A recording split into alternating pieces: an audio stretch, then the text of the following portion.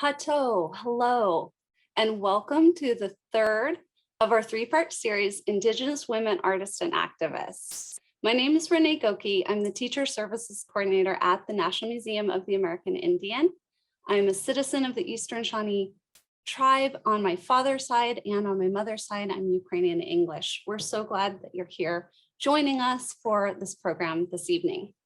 Tonight, we will look at artwork, and we will use it to deepen our understanding of Indigenous histories and also tie this to contemporary situations today. We'll introduce you to the essential understandings framework that the museum developed, along with a few key concepts that we hope will be used as a tool to really sort of deepen your practice and give you some language that you can use. Finally, classroom materials from the museum's Native Knowledge 360 National Education Initiative and other resources will be shared afterwards in an email. So you will receive those, and you'll also see some of these in the chat this evening. Closed captioning is available for the program if you would like to use it. So welcome again. As with our in-person programs, I'd like to start with a land acknowledgement. So we gratefully acknowledge the Native peoples on whose ancestral homelands we gather, as well as the diverse and vibrant Native peoples who make their homes here today. For many Indigenous people, belonging is tied to lands and waterways, and it's been this way for millennia. Cultural experiences have been lived on the land, and language has evolved from these experiences as well. In the United States, people are increasingly doing land acknowledgements, which can be spoken or written and are meant to recognize the Indigenous peoples on whose land we live and work. These acknowledgements should be motivated by a respect and acknowledgement of these peoples and support for Indigenous groups. Many of you may already do land acknowledgements in your classroom. We'll be providing a few, some guidance for those who may be new to it in the chat, and in particular, a one-page handout that we hope is helpful, and some other resources. So we want to thank the people we're in today. Next, I want to tell you a little bit more about the National Museum of the American Indian, where many of us work that are joining behind the scenes tonight as well. So on the left-hand side, you see our facility on the National Mall. We opened in September of 2004. In the center, you see the New York City location, and this has a lot of really wonderful contemporary exhibitions and some really wonderful public and education programs in that facility in Lower Manhattan.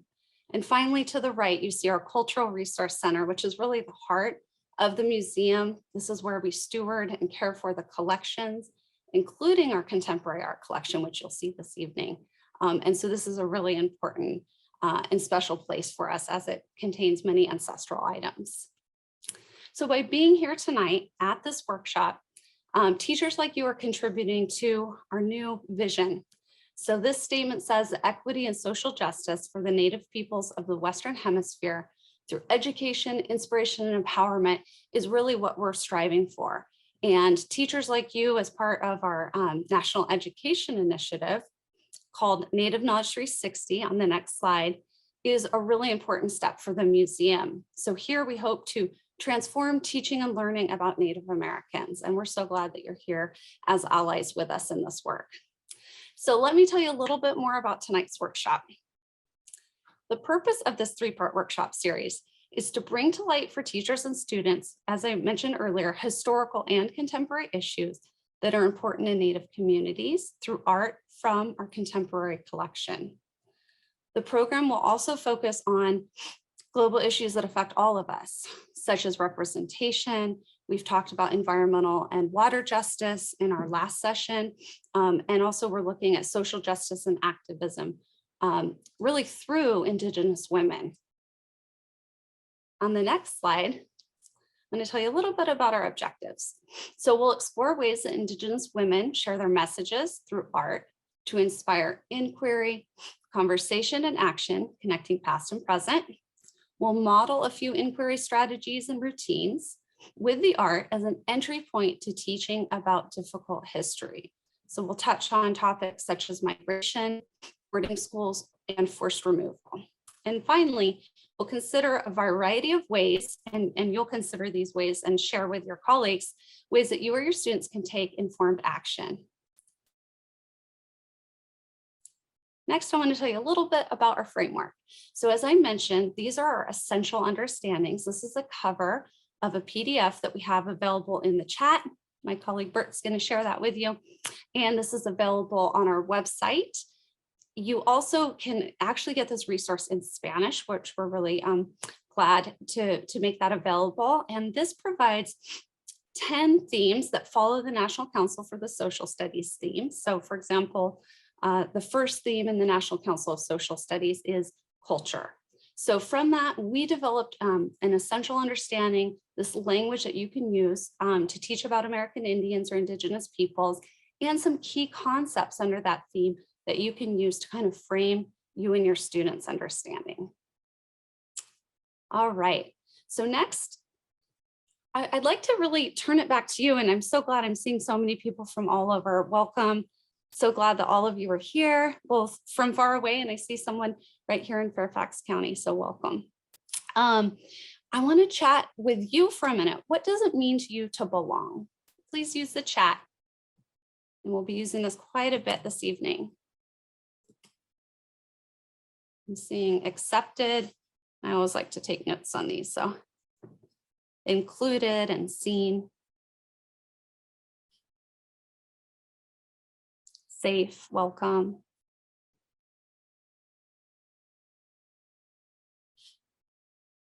The space, I like this. This comes up a lot, truly being yourself. I think that's great. And connected. These are wonderful. To be with people who get you. I like that too. So these are all fantastic, feelings that you have and observations about what it means to you personally. So there are so many ways that we connect to belonging. It may be our homelands, it may be, with the land that we come from, our families, our friends, our communities, or even our nation. And still others of us consider our relationships with the human global community, or also extend that to all living beings, all life. So it's clear that belonging is both deeply personal and universal at the same time. It's important for all of us. So we're actually going to dive into a painting from 2015 by Shan Goshorn. She is a Salish Kootenai artist from Montana, and she has been creating complex abstract paintings and sculpture since the 1970s. She's been very prolific. Today, we're going to start with a slow looking routine. And those of you that have joined us for this series are familiar with something called See, Think, Wonder. So this is a looking routine that we've used before. I am going to keep those of you who've been here on your toes just a little bit tonight, and we're going to add in a secondary routine that's called Unveiling Stories, Main, Side, and Hidden. So we'll play around a little bit tonight, and both of these routines can be used with your students. See, Think, Wonder, the first one, is a routine that you can use with your students to draw out their curiosity, improve their observation and articulation skills. And this is a really great one to start because it's very accessible to all students. So it's a really nice one. And I find myself going back to it many, many times. The Unveiling Stories Main, Side, and Hidden routine supports seeking multiple perspectives from the work itself. So that may be something that you might delve into in the future. And these, again, these routines will be shared afterwards in an email to you. So first, let's use the chat. Let's look closely at the painting and describe what you see when you look. And there is no wrong answer. So what do you see or notice in the painting? And what I'm going to ask you to do, for those of you who this may be new for you, or you may not be as familiar, is to really, before you jump to what you think about anything, just write down what you see. Let's start with that. Hello. New relatives and faces. Primary colors. Boat. Canoe. That's great. Some of you are seeing fish and animals. Lots of people, I'm seeing that many times. A snake, a heart, maybe the sun, the salmon.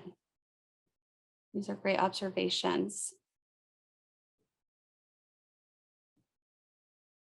Thank you for all of these. So Jean Quick-to-See-Smith began her trade canoe series in 1992 as many Americans celebrated the 500th anniversary of Columbus's arrival. At the same time, many indigenous people were protesting 500 years of colonization and conquest of lands and lives.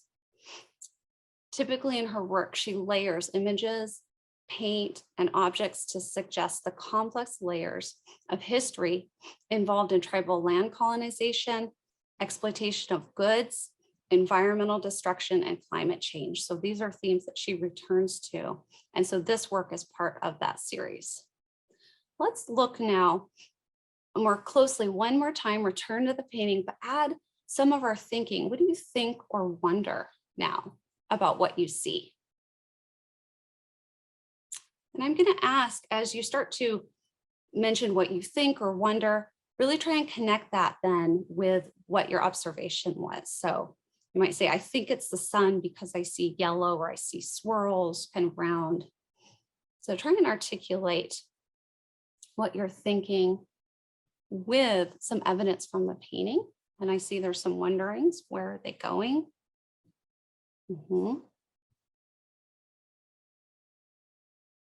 Why is it crowded?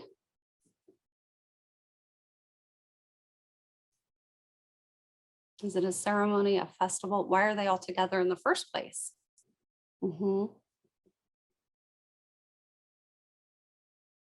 Someone's wondering if it has to do somehow with connection.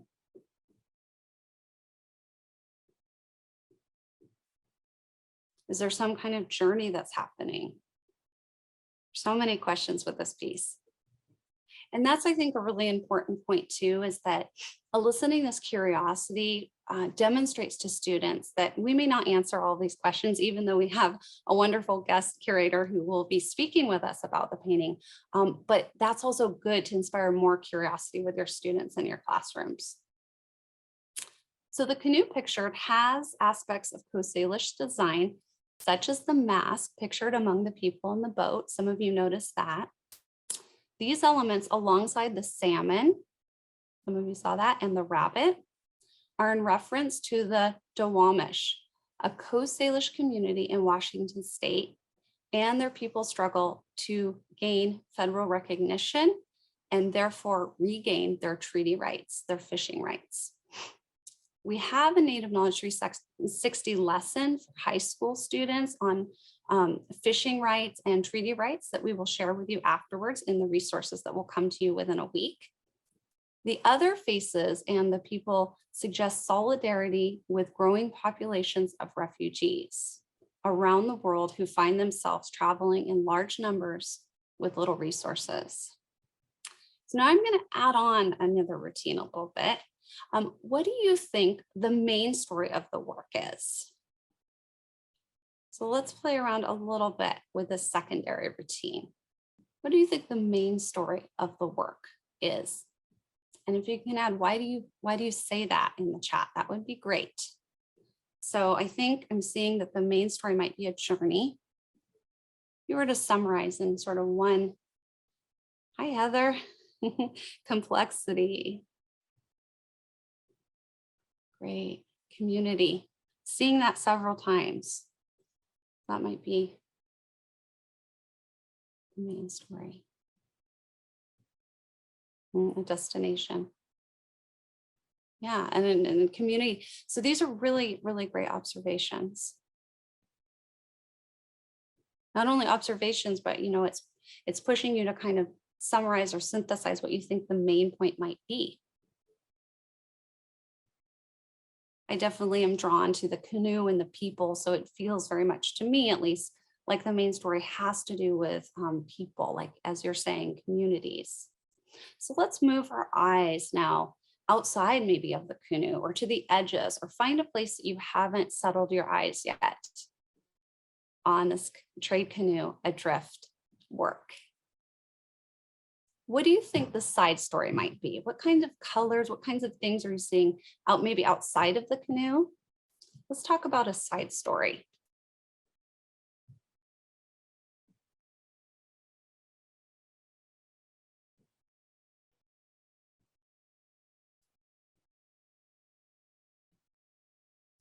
Hope, water is red. Is it blood? The river maybe is red. My eyes went there more tonight too. For the first time, I usually look at the yellow. So there's some interest outside, the yellow sun and circles. So you notice reds and yellows, a canoe on top of sort of yellow and red. Some people have mentioned fire. To me, I think, it kind of elicits emotion and power, the colors themselves. It actually reminds me of fires that my family experienced out west and increasing challenges in the environment and movement because of that. I talked with my colleague and he mentioned it's also really reminiscent of war-torn places to him, places such as the Middle East that have been bombed, or residual fires, thinking of sort of clouds and dust and swirl and soot. And sadly, I think it reminds many of us of the current situation in the Ukraine. Okay, finally, do you think there are any hidden stories in the painting? And I'll just take one or two of those, one or two. Any hidden stories? This is a time where we can be a little bit imaginative, navigating turmoil. This heart in the center is interesting. Somebody seeing a flag. Is there some kind of hidden story there? Observations that the heart is in the middle. What does that mean? Is that some kind of hidden story? So I'm not sure of the answer, but part of me wonders if it has to do with the Syrians or other refugees whose stories are little told. So this piece does have to do partly with Syrian refugees and solidarity with others. People move for a variety of reasons, whether through displacement, some by choice to seek opportunity, but the emotional impacts of leaving your home and your homeland, I think, is felt by all. Migration is really a human story, and one that you and your family likely have in your history, or maybe more recently, and certainly one that many of your students have in their history or recent lives as well. So we are a land of immigrants. We always say that in the United States and Canada and other places, but also we're a land of the Indigenous people as well. So now that we're all we've gotten a taste and we're more curious about the trade canoe painting and the artist, let's hear from our special guest, Assistant Curator of Contemporary Art, Rebecca Head Trautmann, who I'm so pleased is here this evening with us. Rebecca is project curator for the National Native American Veterans Memorial, which we hope you'll have a chance to see when you can visit Washington, D.C. Troutman curated the exhibition's Vantage Point, the Contemporary Native Art Collection of 2010 to 2011, Making Marks, prints from the Crow's Shadow Press, 2013 and 14, and she co-curated Stretching the Canvas, 8 Decades of Native Painting, 2019, and it just closed recently in 2022. In 2012, she organized the first US performance by Canadian artist Kent Monkman, who is a fine and very interesting provocative artist. I suggest you sort of search him up. And Troutman's graduate work in art history at the University of New Mexico focused on Native American, modern, and contemporary art. So Rebecca, thank you so much for joining us. Thank you, Renee. Thank you for that introduction. And it's so nice to be here with all of you. I love seeing what all of you are seeing and thinking and wondering about looking at Shan's painting. So I'm going to start by talking a little bit about Shan Goshorn, and then I'll move on and talk about the painting a little bit. So Shan Goshorn was born on the Flathead Reservation in western Montana in 1940. She is a member of the Confederated Salish and Kootenai Nation with Flathead Salish, Cree, and Shoshone ancestry. She describes herself as a cultural arts worker and activist. And in addition to being an artist, she's also a writer, lecturer, and organizer. As a child, she traveled around the western part of the United States with her father, who was a horse trader and trainer. Jean loved making art from the time she was young, and she received a bachelor's degree in art education at Framingham State College in Massachusetts, followed by a master's in visual arts at the University of New Mexico. She's known for her politically charged artworks that address social injustices, particularly issues impacting the Indigenous peoples of North America, as well as environmental concerns. She confronts painful and difficult subjects with a sharp sense of humor. And could we move to the next slide, please? So Smith began, as Renee said, she began her Trade Canoe series of paintings in 1992 to mark the 500-year anniversary of Columbus's arrival in the Americas. And in this provocative series, she confronts the history of colonization, the exploitation and destruction of the environment, the impact of climate change, and the loss of animals, plants, and insects to extinction. This painting, Trade Canoe Adrift from 2015, addresses in particular the Syrian refugee crisis and the displacement of Indigenous peoples globally. So in the painting, Syrian men, women, and children are crowded together in this canoe, which is floating adrift on the Mediterranean Sea. And the boat seems to have stalled underneath these several kind of swirling hot suns, which is adding to the passengers' desperation as they flee the violence and conflict in their homeland. And this also suggests a concern about an expected increase in refugee populations due to climate change.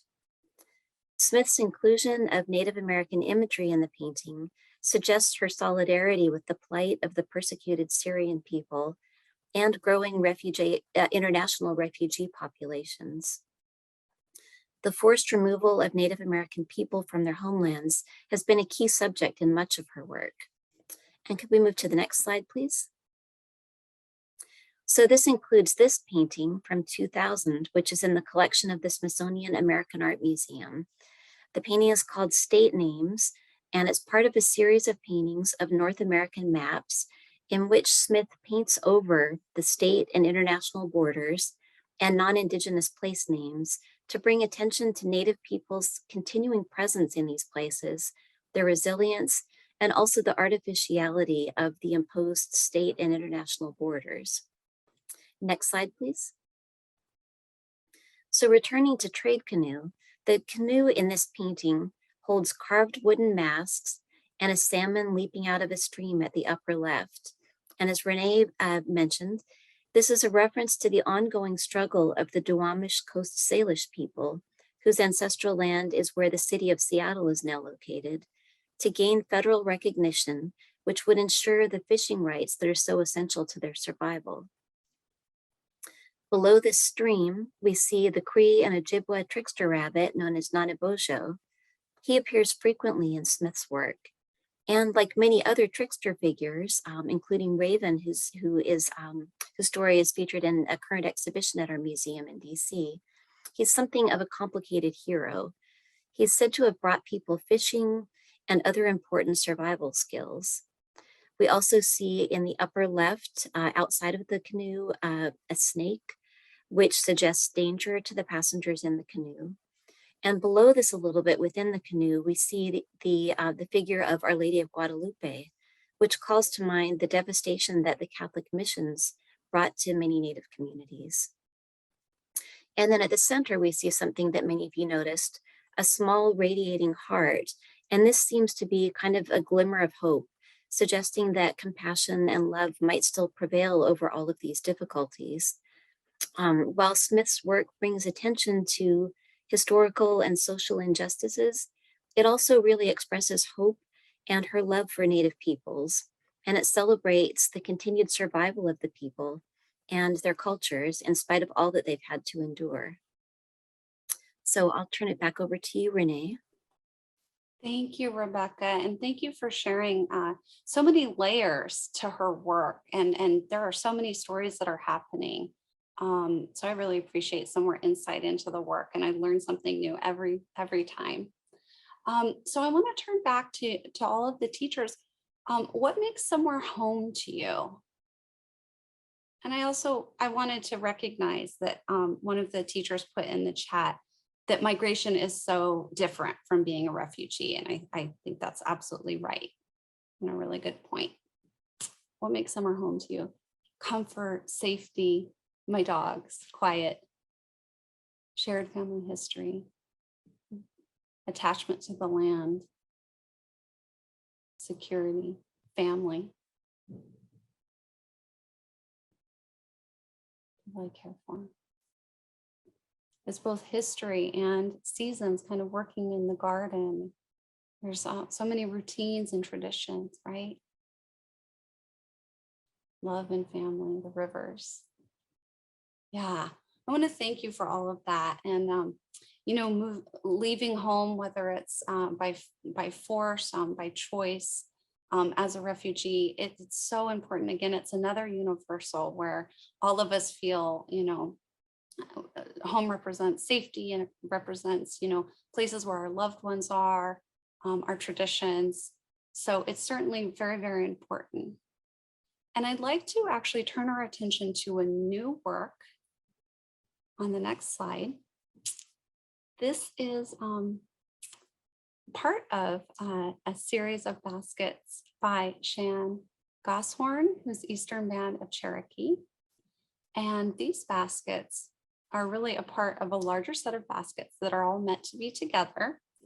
They were made to commemorate the 100-year anniversary of the closing of Carlisle in 2018. So we're going to go back to just a simple See, Think, Wonder with the slide right before, please, with the baskets. And we're going to use our eyes again to do a See, Think, Wonder with the baskets. There they are. Thank you. So go ahead and take a look at these baskets, and let's start with see. What do you see when you look at these? Children, families,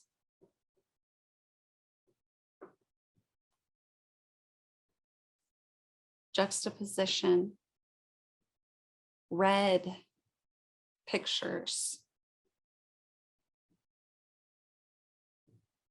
square bottoms, round tops, forced assimilation, before and after, question mark,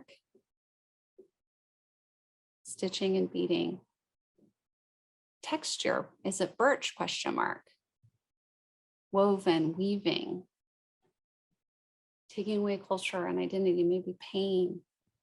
Yeah, someone's mentioning this, these are powerful. There's a powerful energy here. These are really, really good observations of what you see. So let's go back to the baskets again. What do you think? What do you think about what you're seeing? I see here children that were stripped of their culture and the sacredness of their hair. Indian families at the left, says one teacher. Amazing artwork. Containment. Native peoples dressed in Western clothes. Sadness, I'm seeing that in the chat a lot. Another teacher wonders, what were they used for? Another person's commenting, I think many forget how recently this was. And I'm guessing that about the boarding schools. Yeah. A lot of observations around photos. So are there any other wonderings about these baskets as we look at them? Those were great observations, and then using some of that to talk about what you think these are about. Loss of family and home, traditional crafts repurposed. I wonder how they got the photos on the baskets. What is their connection? Why is the inside red? What are the words? Yeah. They are circles. Oh, something about going back maybe to your ancestors. I didn't sort of catch all of it. Again, why are the tops? Yeah, these are really, really interesting wonderings, and so many that I have too. So Rebecca, I'm going to invite you to share more about these baskets and about the artist who made them. Thank you, Renee. And if we could go to there we go. So I'll start again by talking a little bit about the artist and then talk about the artwork. So Shan Goshorn was an enrolled member of the Eastern Band of Cherokee Indians of North Carolina. She earned recognition early in her career in the 1980s and 1990s for her hand-tinted double-exposed photographs in which she overlaid portraits of Native Americans in traditional regalia with images of the forests, mountains, and fields of their homelands. Goshorn began weaving Cherokee-style baskets in 2008. She had worked as a teenager at her tribe's Qualla Arts and Crafts Cooperative, which is in Cherokee, North Carolina. And there she photographed Cherokee basket makers as they gathered and prepared plant materials, such as white oak, river cane, and honeysuckle. Later, as a young art school graduate, she was commissioned by the Indian Arts and Crafts Board to document in pen and ink drawings a number of traditional Cherokee basketry designs. And so through studying and drawing these designs, she really began to understand their geometry and their rhythms. And then decades later, she decided to teach herself to weave. So over the next 10 years, she created hundreds of baskets and she mastered numerous different basketry forms and designs. And so some of you mentioned the way that these baskets have a square bottom and kind of transition to a round top. And this is just one of the many complicated basketry techniques that Shan taught herself to weave. Let's see. So in place of traditional plant materials, and some of you wondered how she got the photographs onto the baskets, in place of traditional plant materials, Goshorn used strips of archival watercolor paper, and these were printed with text or with reproductions of historical photographs, maps, treaties, and other documents. So Shan realized that the familiar, approachable form of a basket, with its intricate patterns and intriguing imagery, seemed to draw viewers in and to open them up to considering even really difficult subjects. She created baskets that addressed topics including violence against Native American women, the repatriation of human remains and sacred objects, the loss of Indigenous lands, and the traumatic impact of American Indian boarding schools. And could we go to the next slide, please? So this set of 14 baskets is titled Resisting the Mission, Filling the Silence. And it was one of the last artworks that Goshorn completed. She made these to as Renee mentioned, to mark the centennial of the closing of the infamous Carlisle Indian Industrial School in 1918. So this military-style boarding school was established in 1879 in Carlisle, Pennsylvania, by Captain Richard Henry Pratt. In the period after the era of forced removal of tribes to reservations, Carlisle and the many other Indian boarding schools that were modeled after it separated Native American children from their homes, their families, and their communities. And the goal was to assimilate them into mainstream society. These schools had a devastating impact, and they contributed to a multi-generational loss of language and culture. The 14 baskets of Resisting the Mission, Filling the Silence are woven using reproductions of photographs of Native children who attended the school. There are 7 pairs of baskets that are made using 7 pairs of photographs, and this reflects the significance of the number 7 in Cherokee cosmology.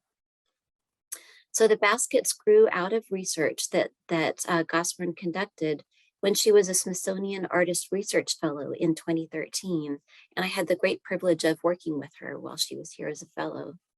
So the fellowship allowed her to study Cherokee baskets, techniques, and designs in Smithsonian collections, which was really valuable to her being, as I said, a self-taught basket maker. She also had the opportunity to study archival materials at the National Museum of the American Indian, at the National Anthropological Archives, and at the National Archives. And could we have the next slide, please? So during her research at the Smithsonian, Shan was especially moved by the photographs that she saw of Native children at Carlisle and other boarding schools. And this was particularly personal for her because she knew that several of her own relatives had attended Carlisle when they were children. So following her fellowship, Goshorn continued her research in the photographs, student rosters, and other documentation of the Carlisle School's archives in the Cumberland County Historical Society. For resisting the mission, she selected 7 pairs of photographs that were taken of Native children just after their arrival at Carlisle, and then again a few months later. And so some of you alluded to these kind of before and after photographs. So Pratt, the founder and first superintendent of the school, commissioned hundreds of these photographs by a photographer named John Choate to document the children's transformation and what he considered to be Carlisle's success in its mission to civilize them. When the children arrived at the school, their hair was cut short and their native clothing was replaced with military-style uniforms. They were forbidden to speak their tribal languages or to practice their cultural traditions, and they were harshly punished if they did so. So these before and after photographs make really dramatically visible the efforts to strip the children of their culture and of their native identity. Could we have the next slide, please? Here we go. So, the baskets on the left were made using reproductions of the photographs that we just saw. They show 4 Pueblo children from Zuni, New Mexico, and they were taken about 1880. And then at right is a pair of baskets showing 3 Sioux students from about 1883. Could we go to the next slide, please? So Shan reproduced these photographs on archival watercolor paper, and then she sent or carried the photographs to Native communities, and she asked people to inscribe them with personal messages to the children, and you can see some of those here, and also see the individual handwriting. So she then cut the photographs into splints and she used them to make the baskets, and she wove them together with the text of Pratt's infamous 1892 speech, in which he made an argument for killing the Indian in a child in order to save the man in him. The names of some of the approximately 10,000 children who attended the school are printed on a deep red background, and they're held protectively within the baskets. And you can kind of get a glimpse of that in the inside of the center basket. So one of the most painful aspects of the enduring trauma that was inflicted by the Carlisle Indian School, and this is something that's been in the news recently, is the fact that nearly 200 children died there and were buried in a cemetery on its grounds, so that they were never able to return home to their families and communities. In an act of remembrance and mourning, Shan collected cedar, sage, sweetgrass, and tobacco from her friends and strangers, along with handwritten notes to the children. And she and her daughter prepared these into bundles that they laid on each of the children's graves at Carlisle. More recently, some of the children's remains are now being repatriated to their communities and families, so they're returning home at last. And so Shan, in her work, she really went beyond the artwork itself to take action to promote healing within communities. And could we go to the next slide, please? So I think it's important when we look at these boarding school before and after photographs, and also when we look at Shan's baskets, to look closely and to see the individual children, to empathize with what they experienced, and also to observe the interactions among the children, the support and the strength that they gave to one another. We see older children caring for and being protective of younger ones. So at the left here, these baskets are made with reproductions of photographs showing 6 Alaska Native students from Port Clarence, Alaska. And these were taken about 1897 to 1898. And then at right, the baskets show 11 Chiricahua Apache students who had been imprisoned with their communities at Fort Marion, Florida, before being sent to Carlisle about 1886 to 1887. So Goshorn hoped that this project, Resisting the Mission, Filling the Silence, would contribute to the education and dialogue that are needed to bring about the healing that's so desperately needed. She transformed historical documents and photographs, which often carry stories of pain and cruelty, into vessels for knowledge, understanding, healing, and hope. Her powerful baskets confront painful histories and injustices, while also honoring the strength, resilience, and perseverance of Native American people and cultures. And I think this is a theme that we really see in both Jean's and Shan's work.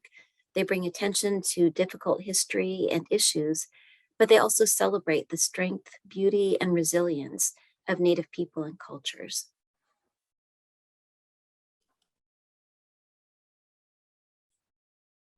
Rebecca, that is so beautiful. Thank you for sharing, and so powerful. And I'm seeing some really, really great observations about the work in the chat. You know, people are saying things like, it's a beautiful tribute, as powerful and hard and difficult as that history is. It's a really beautiful tribute, and the artwork is incredible. We had a really good question in the Q&A that I'd like to ask you to stay on for, Rebecca, since we have a little bit of time. Somebody asked, how are contemporary Native photographers using the medium of photography to share their stories? And I know you know a little bit about photography as well. Can you share a little bit there, and maybe some photographers we might want to know about? Sure, and this is a really good question because there is such a strong history of outsiders photographing Native people and kind of telling a story that maybe is very different than the people and communities would want to tell about themselves. And so it's really exciting and inspiring, I think, to see the number of Native photographers working today who are representing themselves and their own communities, other Indigenous people. In fact, there was a special issue last year of a photography magazine called Aperture that was guest edited by the artist Wendy Red Star, and really focused on Indigenous photographers representing themselves and other community members. There's an exhibition that she's now organizing based on that issue. The Amon Carter Museum in Fort Worth is also preparing another exhibition of contemporary Native photographers. Will Wilson is another Native photographer. Kimwan Mechues was an incredible photographer whose work is in NMAI's collection now. Yeah, it's really powerful to see these artists kind of taking back this medium that was used for so many years by outsiders to tell the stories they wanted to tell about Native people and histories. Thank you so much for sharing those photographers, Rebecca. And, you know, I think photography is such a great, you know, direct storytelling way that, you know, captures a lot of us, and it is a great way to connect with students in our classroom. And it's also in a lot of ways, it's so accessible now too. So I think that those are some great recommendations, and maybe we'll add some of those photographers to our resources that we'll follow up with. So thank you for that. So I understand that, you know, this has been, it's a heavy and difficult topic. I know I feel a little heavy about it, but as some of you mentioned, there's also beauty and strength represented. And it's also, you know, a beautiful tribute. So I'd like to just, for everybody, you know, and I'm seeing there's a lot happening in the chat as well.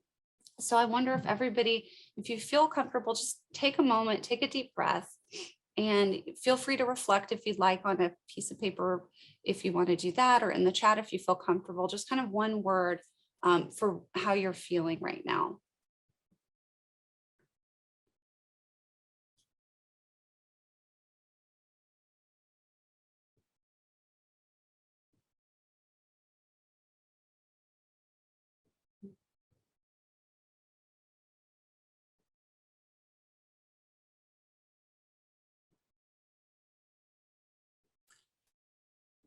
As educators, I know that you care deeply about your students, and I know for me, and likely for you, that it's upsetting to think about how troubling this history is. We don't have to have personal connections to this history to be upset by it. And I know I also have a personal connection to this history. My grandmother attended little known school, many of the smaller schools, more rural schools, such as Seneca Indian Boarding School, which she attended in rural Oklahoma. Those stories are even less known. And so it is a powerful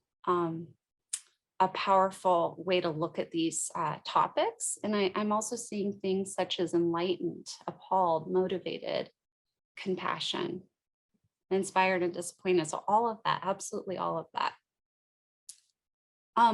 You're looking here now at a gallery of images from our Native Words, Native Warriors website, which is part of our Native Knowledge 360 website. And I almost mentioned it when we were talking about the curation that you did, Rebecca, on the Native Veterans Memorial. So we have a website on veterans, a student website, and these images of most of them from Carlisle are there and available for you. So you can use these photographs, and as well, I recommend looking at the photographers, the Indigenous photographers that Rebecca was mentioning as well.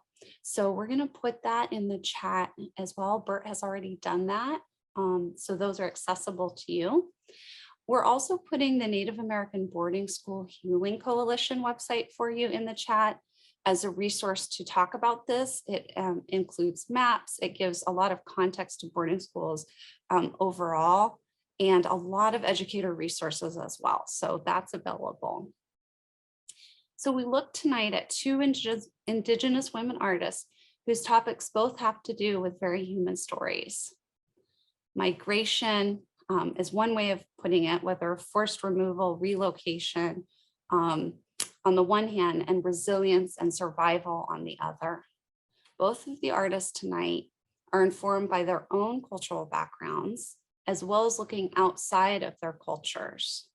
Jean's work asked us to look at the refugee experience of the Syrians and others to see new experiences and perspectives on a human story. In the case of Shan, she shared the diverse cultures of the children's experiences of boarding schools. And I want to encourage you to seek out even more perspectives, because there is no one Native American culture or experience, and Native American culture is not a monolith. Boarding school experiences also are widely varied.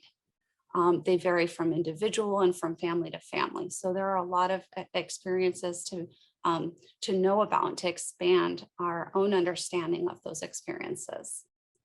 I'm going to share now a few additional Native Knowledge 360 resources to help you bring multiple perspectives into your classroom. So, the photo gallery comes again. So here it is, boarding school photos from our website, Native Words, Native Warriors, as I mentioned before. And we also have a removal lesson that should be on the next slide. Thank you. And so this lesson is online, and it provides perspectives from Native American community members. There are a lot of primary and some secondary sources. So documents, maps, images, quotes, letters, and activities to help students and teachers understand an important and difficult chapter in the history of Native nations and the United States. So I recommend this if you're teaching this in your classroom, which we know, it is part of often national curriculums. So we hope that you'll check that out. And I want to return back. So those are just a few resources on the topic, but I want to return back to the key concept that Native people continue to fight to maintain the integrity and viability of Indigenous societies. American Indian history is one of cultural persistence, creative adaptation, renewal, and resilience. So I think that we saw so many examples of continued cultural persistence, creative adaptation through the artworks we looked at. Some of you even mentioned this idea of renewal yourselves. And I think that it's sometimes through hardship and through facing some of these difficult histories, we can find renewal and find resilience and new hope to keep going. So I think that key concept really fits in. And again, that comes from our essential understandings. Let's go ahead and move to the next slide, please. So we've had a lot of conversation about so many topics this evening. I want to ask you, what is one example of an action that you feel inspired or compelled to take this evening? It can be as simple as checking out a website. Maybe you'd like to bring in research a new artist. Let's share with one another some ideas.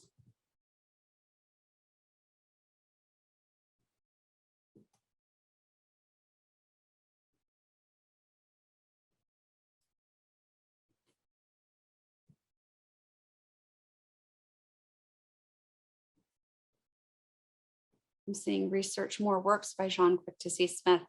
Yeah, that state names work is really, really a great opener for actually a removal lesson. I think that that's a really powerful work. And it's really accessible and students really recognize it. But it elicits a lot of questions. So I think that's a great idea. I'm going to scroll up in the chat because I want to share some of your ideas. Sharing what I learned, great. Definitely look for images I can bring into the classroom. My Indigenous colleagues and I hold unlearning sessions. That's really good, powerful. And are starting a podcast. Great. To study about Native photographers. Read more works prepared by Native authors and artists. Wonderful. Our last session looked at some Indigenous authors, and we dove into 3 nonfiction works that were recommended by Indigenous women and about Indigenous women. So there's some great book lists that we shared in the follow-up. Sharing with fellow educators, great websites and resources, as well as future webinars. Okay, wonderful. Utilize resources, find more regional resources. Yeah, so you can really connect with local stories. Land acknowledgement, action beyond words. Introduce the artwork in classes, great. Share the links and artists with other teachers, as well as people who want to be allies. Love it. Read more and learn more about such an important part of history. Great. Share truthful Indigenous history books with friends who want to learn more. Continue the search for truth. Love to find ways to collaborate with other teachers, particularly Indigenous educators. Yeah, great. I know I've been thinking a little bit more about this and how we can bring people together more. So more on that as we develop our capacity to serve teachers and that work with colleagues and finding allyship with your colleagues and with other Indigenous people and bringing more voices is really great. Save all the resources, wonderful. Share the stories with students. Yes, that's what we're hoping for, wonderful. Continue my emphasis on Native art history. Provide a platform for Native voices. Introduce land acknowledgements. Find out more about the artist. Look more at the art of basket weaving. Yeah, when Rebecca was talking about gathering those materials and about Shan, there's so much knowledge, ecological, cultural, language knowledge that's inherent in those practices. It's really, really beautiful. That's great. And her website, which was shared, is a really wonderful resource for all of you. Use more authentic literature and artwork in class. Great. More, yep. Share the resources. I think it's read an Indigenous Peoples' History of the United States for young people. That is such a good read. Yes. Prompt discussions about migration and effects around the world. Support a Native Voices project in my state. Listen to my Native friends when they want to share. Make a basket and weave in a prayer. Educate myself about this aspect of history. Sharing that Native people are still here and living in their communities. I want to know more about the Shawnee of Ohio and Native stories in Washington, D.C. We have an educator guide called we have a story to tell. And that actually it's available on our website, and it does tell more about Indigenous people from this region. And the Shawnee are featured in that removal lesson. We're one of the case studies about removal. When we moved from our reservations in Ohio, it follows one removal of Shawnee from Ohio to Oklahoma. So those resources happen to be available. These are so great. Thank you so much for sharing all this. This is wonderful. You all have so many more things, and I look forward to reading more of these. Thank you for sharing. This is great. This is great. So despite the challenging and painful histories that these artists bring to light for us through their work, there's also so much more room for growth, empathy, and understanding in just the ways that all of you shared with one another. So I think that's really important, and it's key that we share them with our students. So thank you for sharing with your colleagues and generating all of these ideas. So like the paintings and baskets as entry points to deeper reflective thinking, poetry and prose provides fertile ground to understand ourselves and the world around us a little better. In our next workshop, Laura Day, who happens to be a citizen of the Eastern Shawnee tribe, will guide us through a set of creative writing and thinking exercises. Her classroom-ready strategies for teachers and students encourages all of us to develop our ideas and to honor multiple worldviews and landscapes. So this will be available on Thursday, March 31st. We're really looking forward to that hands-on workshop with Laura Day. There is a link to register for that session in the chat.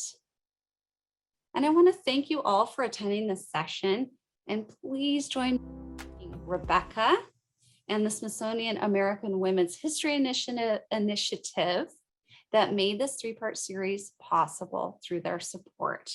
And we have thank you in a few different languages from some of the presenters we've had over the course of our three-part series together. So again, I want to thank Rebecca, thank the Women's History Initiative, and all of you for being allies, for being with us this evening. And we look forward to your feedback so we can serve you better and support you, and really appreciate your time and all of your great ideas. Nia Way, and have a wonderful evening.